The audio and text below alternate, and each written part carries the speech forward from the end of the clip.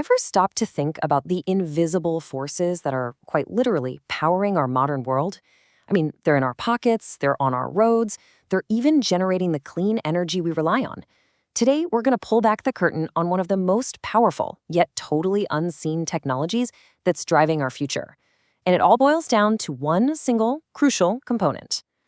So here's a question for you. What's the one thing that connects the smartphone in your hand, the electric car you might be dreaming of, and those giant wind turbines powering a greener planet? Believe it or not, the answer is an incredibly powerful and often tiny magnet. And when I say they're everywhere, I mean everywhere. We're talking about the motors that make electric vehicles go, the generators inside wind turbines, the tiny speakers in your headphones, the hard drives storing all our data, even the life-saving MRI machines in hospitals. They are the true unsung heroes of modern technology. So, what exactly are these amazing little things? Well, it's time to meet the undisputed king of all permanent magnets. Say hello to the Neodymium iron-boron magnet, or NdFeB for short. Now, this is not your average refrigerator magnet. No way. This is, quite literally, the strongest type of permanent magnet you can buy.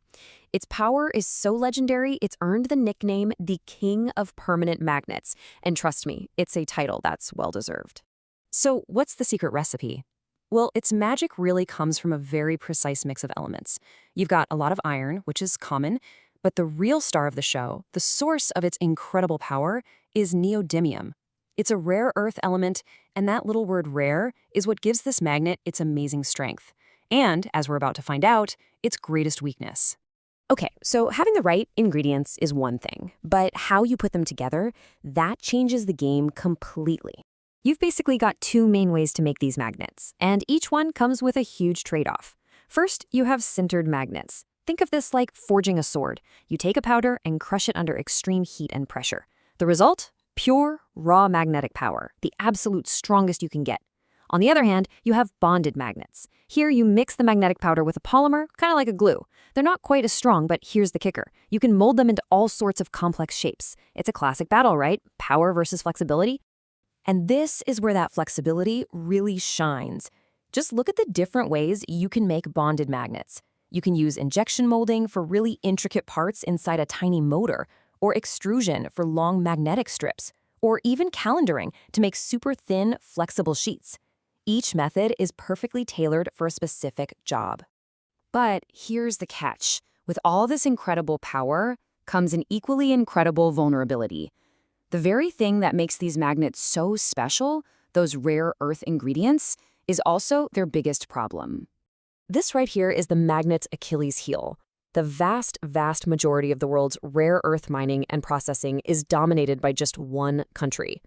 This creates a massive bottleneck in the global supply chain, which means pretty much every major industry, from your phone to national defense, is super vulnerable to any kind of disruption. And that vulnerability, well, it's forcing a major strategic shift around the world. Just as Professor Abhay Karandikar points out, nations are now scrambling to reduce that dependence, to build up their own resilience, and, of course, to stay competitive. So let's look at a perfect real-world example of this shift in action, and turn our attention to India's recent, very strategic move to secure its own supply of these critical magnets. Just a little while ago, in March of 2024, a brand new pilot plant for making these powerful NdFe magnets was launched in Hyderabad, India. Now, this might just sound like a local news headline, but trust me, the strategic implications of this are absolutely huge. You see, this plant is so much more than just a factory. It is a massive, concrete step towards India's long-term national goals, becoming self-reliant and transforming into a developed nation by 2047. It's really about securing the fundamental building blocks for the country's future. And this pilot plant isn't just a single production line. It's designed to be an incubator for an entire industry. Its mission is to test and perfect homegrown technology, to team up with private companies to scale up production, and to support a whole new generation of tech startups. It's about creating a whole domestic ecosystem from scratch. And this one plant in India, it's really a snapshot of a much larger story that's unfolding all over the globe. A story about the future of technology and who controls its essential resources. The ultimate goal here for India and other countries is to build what's called a mineral-to-market ecosystem.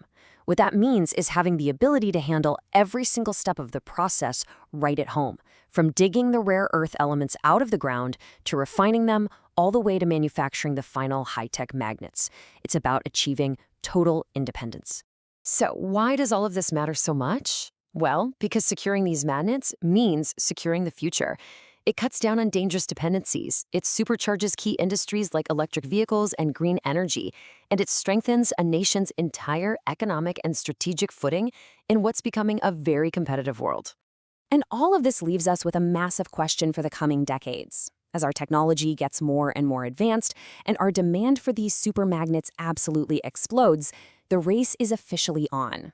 Who is going to control the essential materials that will ultimately define and build our future?